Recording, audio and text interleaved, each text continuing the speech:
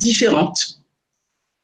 Mais je dois dire, et ça je pense que je l'ai écrit quelque part dans le livre Habité, que plus le temps passe, plus j'ai l'impression que dans la France d'aujourd'hui, je suis devenue l'autre et l'étrangère dans les yeux de celles et ceux qui se disent légitimement chez eux.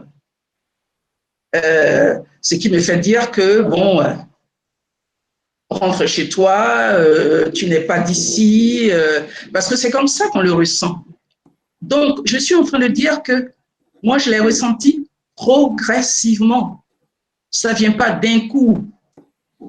Évidemment, comme je l'ai dit, on est noir, mais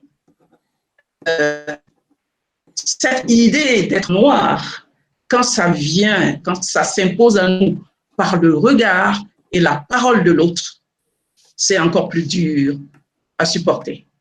Merci. Alors, c'est un témoignage très fort et qui corrobore plein d'études qui ont été faites là-dessus. Philippe, là, on est au cœur d'un sujet qui t'intéresse. Merci, Tanella. On continue de discuter. Donc, Philippe, montée du racisme, montée de l'intolérance, montée des c'est quoi? Comment tu analyses ça avec ton travail? Je veux dire que j'ai dit que le confusionnisme, c'est de dérèglement des repères qu'on avait hérité pour partie de différents moments de l'histoire.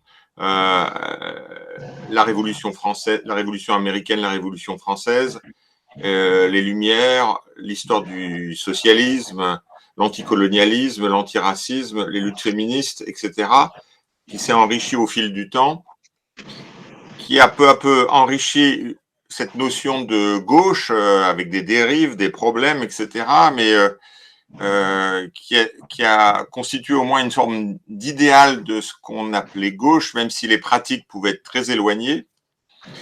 Et puis, bon, l'effondrement des deux grands piliers qui ont incarné la gauche au XXe siècle dans le monde, le pilier communiste et le pilier social-démocrate socialiste, sont effondrés.